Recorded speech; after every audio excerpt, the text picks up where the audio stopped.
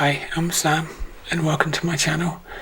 So I shall start this video with an apology because I published a video yesterday morning, and then I think it had about 100 views and a few comments, but I removed it. So apologise to those people that gave me their attention and took the time to comment, and I haven't done that for a long time, and I wanted to explain why I did that, and to talk a bit more about something I was trying to get to in yesterday's video but didn't do a very job of articulating. So, I'm going through a really, really difficult time at the moment, and this channel has chronicled the journey of healing and transformation, with clear stages to that journey. And first, I was, when I started this channel, I thought I was, I didn't know what I was. I transitioned half a lifetime ago and thought I was okay with that. And when I started making these videos, I realised I wasn't, and I didn't really know who I was, or what motivated me, or why I thought the way I did, or why I held the views I did. And gradually, just asking questions over the course of the first year or so making these videos, I realised that I was lost in my own delusions, and came to a catastrophic moment of clarity where I could see that my whole identity was basically a coping strategy, a mask to draw me away from the grief I felt, from persistent trauma throughout childhood that I then relived in my life. And I was wearing a mask, and when I saw that, everything crumbled. And then the next stage was the grief, and talking a lot about pain and grief, and sharing the gradual journey of detransition, which still isn't really over yet. And now I've reached another stage. All of these things are happening simultaneously as well, but I can see clear stages. And that is the material work of healing, which is action, it's change. And it's all very well contemplating and introspecting, and that has its time and has its purpose, but healing is change, it's action, it's doing. And the reason I'm having such a hard time at the moment is because I've come up against the structure of where the trauma lives in me, the shaping of my thoughts, and the responses from my body. And as I try and change, I meet this incredible resistance, and it's like my whole body is hijacked, and it's not my own. And my nervous system floods, my body floods with this intense emotion, and my thoughts spiral into hopelessness and despair, and it happens very, very quickly. And what causes that despair is the realization of that core belief that has defined my life, that was given to me in childhood, and that is that I live with an apology. I don't think I deserve life. I think that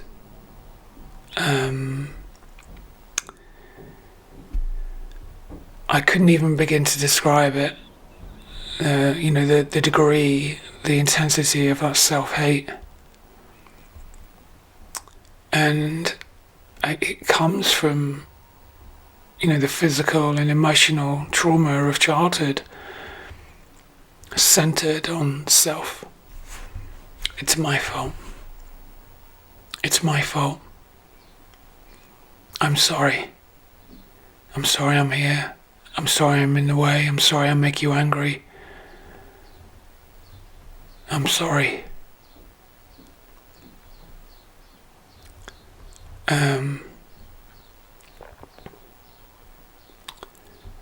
And it's very painful to meet that apology every day. And that it feels like this insurmountable, immovable object blocking my path.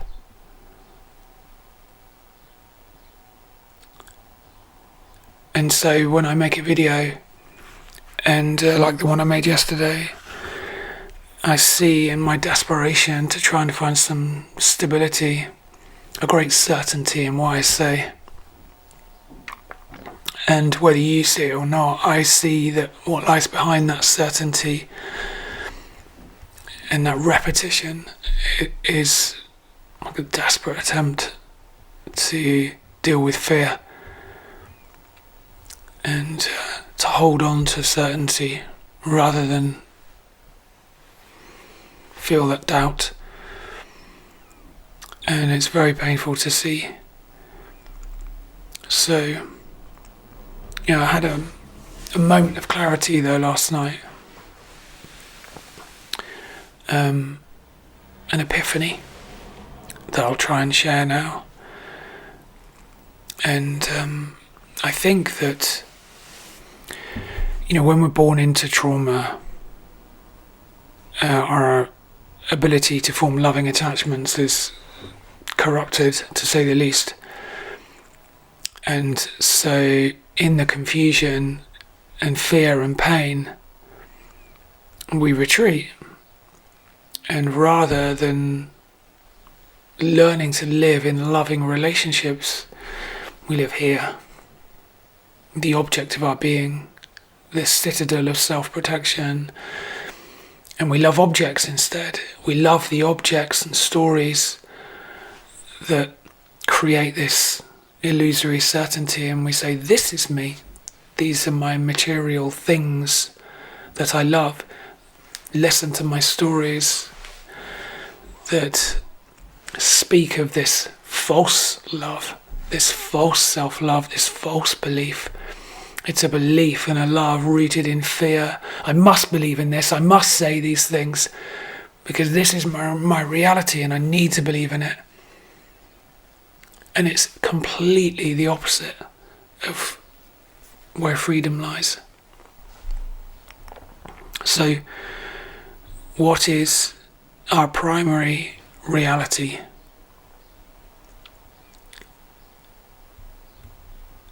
I believe our primary reality is spirit, and the physical emerges from the spiritual.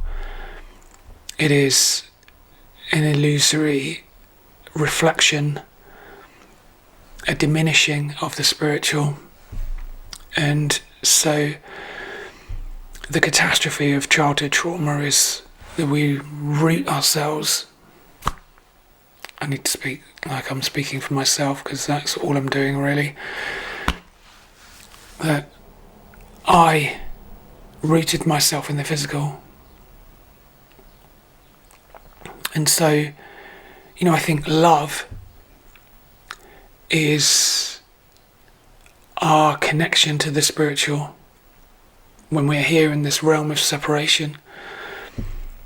And when we don't learn to love, but instead we love ourselves, then we are separated from that primary reality because we're loving the object of our being and not where we live in loving relationships. And so I think transition for me was primarily an effort to be self-contained, to embody my own mother, and say, I have everything I need here. I have masculine, I have feminine, man, woman, mother. I can be a mother to myself, a traumatized boy, and I don't need anyone else. And that's really how it felt. Very self-contained, but ultimately isolating, claustrophobic, and eventually became a prison. And hell is a prison locked from the inside, and only we have the key. So what is our reality? Is it spiritual or is it physical? What is it that sustains us? Is it love? Or is it the false love of the material? The love that diminishes and depletes? Because the love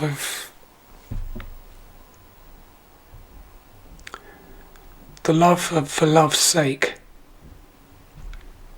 is nourishing. And the self-love, real self-love,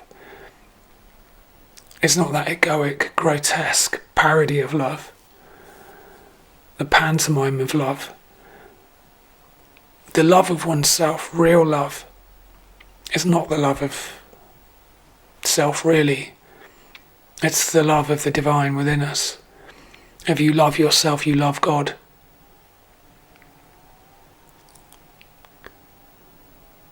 So to love ourselves really is to love God, is to love the gift of our life.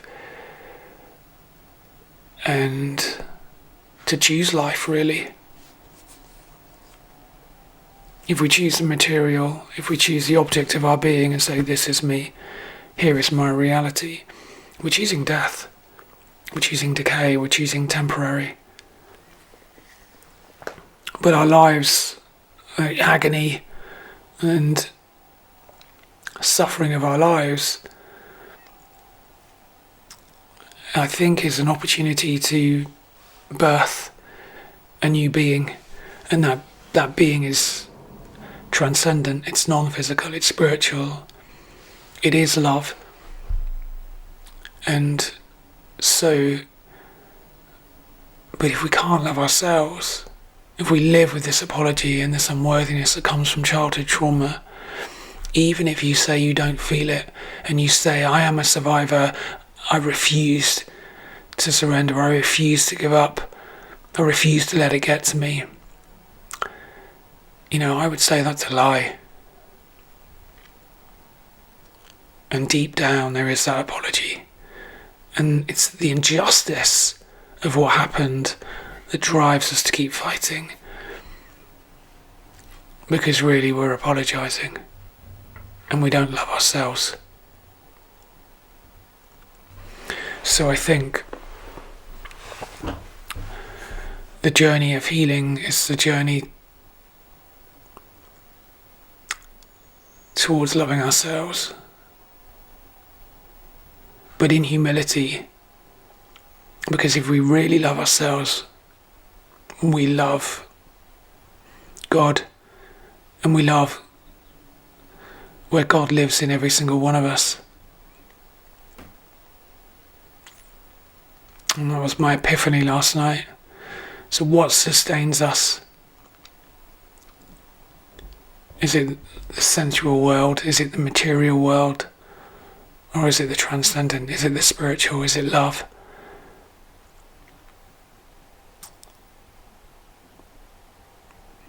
And to quote David White from my favourite poem, what I must tell myself. When one thing dies, all things die together and must live again in a different way. When one thing is missing, everything is missing and must be found again in a new whole. So what dies? The false self, the attachments to the things that support that self. And what is missing is love. And we find ourselves in a new whole. And that is the love that exists between us, through us, within us, from God. Whatever God is to you. So, to me, God is my creator, the creator of everything, that made me in love for the purpose of willingly surrendering my life to participate fully, selflessly in this incredible, marvelous opportunity. So, if we live our life for ourselves, in our fear and our pain, we're choosing death. It's difficult work. It's difficult work because we want to protect ourselves. Self and world, self and other. I will love you, but there will be conditions. I must protect myself. And that's the work to get past. It's difficult, and I'm going through that right now. But, just the fact I'm making this video shows me that I'm making progress. But, to let go of that apology, I think takes time.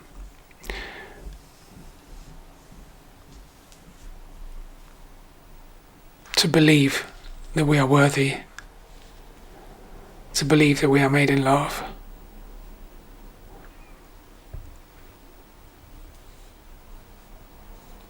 To really believe it, I think is the pathway to healing. So I'm going to read a poem, and then I'm going to cycle up to a friend's paddock where he rescues horses, and he does healing work with them. So he said he'd get one of his horses out, and I can spend some time with it. So I'm looking forward to that. So I'll just read this poem, and this is from David White, Essentials. And I think this poem is about the journey back to ourself. But self is a portal. Self is a portal. Santiago. The road seen, then not seen. The hillside hiding, then revealing the way you should take. The road dropping away from you as if leaving you to walk on thin air, then catching you, holding you up when you thought you would fall. And the way forward, always in the end, the way that you followed. The way that carried you into your future, that brought you to this place. No matter that it sometimes took your promise from you, no matter that it had to break your heart along the way, the sense of having walked from far inside yourself out into the revelation, to have risked yourself with something that seemed to stand both inside you and far beyond you, that called you back in the way, that called you back in the end to the only road you could follow, walking as you did in your rags of love and speaking in the voice that by night became a prayer for safe arrival, so that one day you realized that what you wanted had already happened, and long ago, and in the dwelling place in which you had lived in before you began, and that every step along the way you had carried the heart and the mind and the promise that first set you off and then drew you on, and that you were more marvellous in your simple wish to find a way than the gilded roofs of any destination you could reach. As if all along you had thought the end point might be a city with golden domes and cheering crowds, and turning the corner at what you thought was the end of the road, you found just a simple reflection, and a clear revelation beneath the face looking back, and beneath it another invitation, all in one glimpse, like a person or a place you had sought forever, like a broad field of freedom that beckoned you beyond, like another life, and the road still stretching on.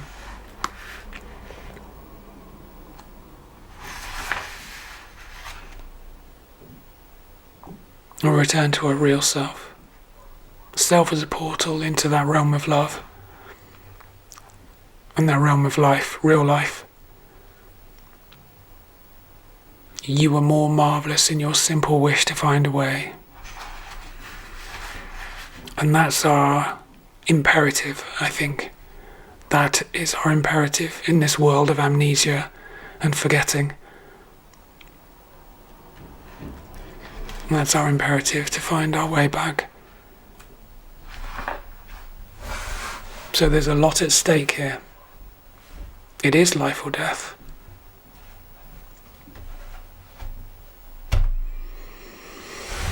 Okay, I promise I won't delete this video. And I'll be back when I've actually got something to say. Which is probably a good idea. Okay, see you soon.